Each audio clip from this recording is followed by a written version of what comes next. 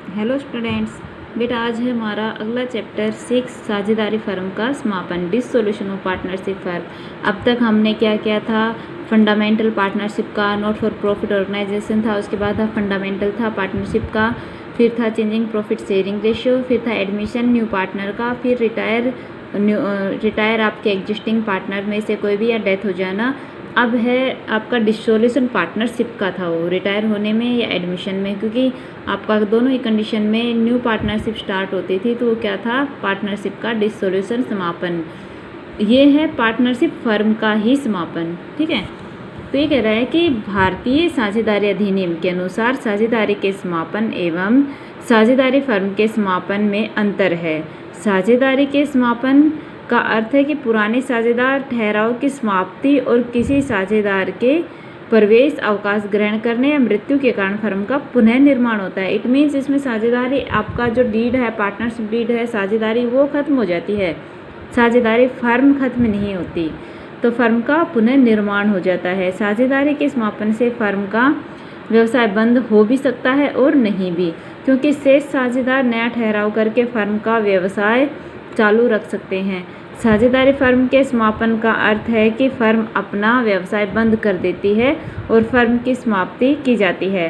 Firm के समापन पर फर्म की संपत्तियों को बेचकर प्राप्त राशि से दायित्वों का भुगतान कर दिया जाता है और शेष राशि से साझेदारों का हिसाब किताब चुकता कर दिया जाता है।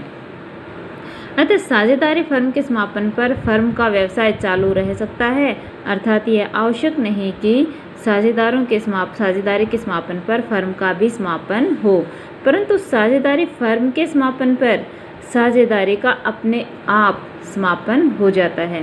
भाई साझेदारी के समापन होने पे ज़रूरी नहीं है साझेदारी फर्म भी खत्म हो जाए, लेकिन जब साझेदारी फर्म ही खत्म हो जाएगी तो साझेदारी कहाँ टिकेगी? तो वो तो अपने आप ऑटोमेटिक खत्म हो जाती है। अब है डिसोल्यूशन ऑफ पार्टनरशिप फर्म। तो निम्न में से किसी भी कंडीशन के होने पर साझेदारी का समापन हो जाता है। कौन सा?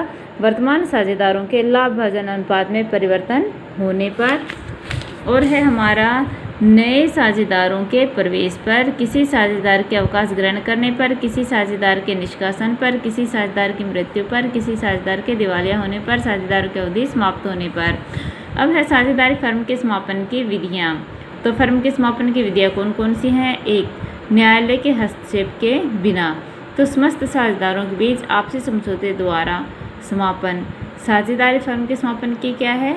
दो कंडीशन होते हैं, न्यायालय के हस्तक्षेप के द्वारा और न्यायालय के हस्तक्षेप के बिना और न्यायालय के आदेश के द्वारा। हस्तक्षेप के बिना किस कंडीशन में हो सकती है? समस्त साझेदारों के बीच आपसी समझौते द्वारा। भाई हम ये फर्म खत्म बंद करना चाहते हैं तो ठीक है भाई, सेक्शन 40 के अकॉर्डिंग। अनिवार्य कंपलसरी कब हो जाता है? 41 के अकॉर्डिंग। सेक्शन 41 के अकॉर्डिंग क्या है कि जब फर्म के सभी साझेदार या एक साझेदार को छोड़कर सभी साझेदार दिवालिया हो जाते हैं, तो उस कंडीशन में फर्म का समापन करना जरूरी हो जाता है। दो, जब फर्म का व्यवसाय अवैधानिक मतलब लीगल ना हो, इल्लीगल होने पर भी हमें वो बंद करना पड़ता है। इल्लीगल क्या होता है? जिसकी कानून मान्यता नहीं देता। तीसरा पॉइंट है कि कुछ विशेष घटनाओं के घटित होने पर न्यायालय के हस्तक्षेप के बिना। पहला क्या है? जब सारे के सारे सहमत हो जाए, हाँ भाई हम इस फर्म को समाप्त करना चाहते हैं, उस कंडीशन में एक ज़रूरी है कि ये दो कंडीशन हो तो उसमें कंपलसरी हो जाता है फर्म का समापन करना। तीसरा है कुछ विशेष घटनाओं के घटित होने पर, सेक्शन 42 के अकॉर्डिंग। तो किसी साझेदार के दिवालिया होने पर क्या फर्म का गठन हो सकता है? उस उद्देश्य के पूरा होने पर जिसके लिए फर्म स्थापित की गई थी, अथवा उस अवधि के पूरा होने पर जिसके लिए फर्म स्थापित की गई थी। ठीक है, उद्देश्य या अवधि के पूरा होने पर फर्म को समाप्त कर दिया जाता है। अगला है जब साझेदारी की अवधि निश्चित नहीं है, अर्थात ऐच्छिक साझेदारी की दशा में किसी भी साझेदार द्वारा नोटिस देने पर फर्म का समापन हो जाता है।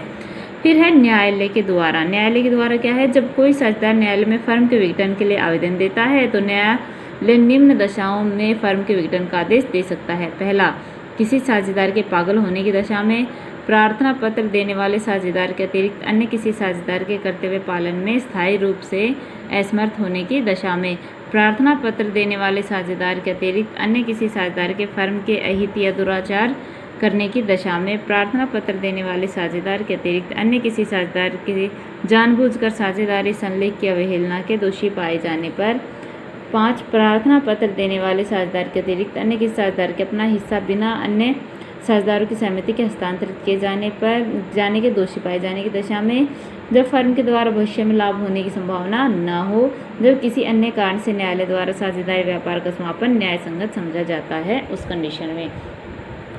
तो ये सारी कंडीशंस हैं किसी भी फर्म के या साझेदारी के समापन की। तो फर्म के समापन की ये मेथड्स हैं, ये विधियां हैं, इसके द्वारा साझेदारी फर्म का समापन हो जाता है। तो आज बेटा ये याद करना आपको, और साझेदारी फर्म के समापन में डिफरेंस आपको याद करना है। ठीक है, थैंक यू।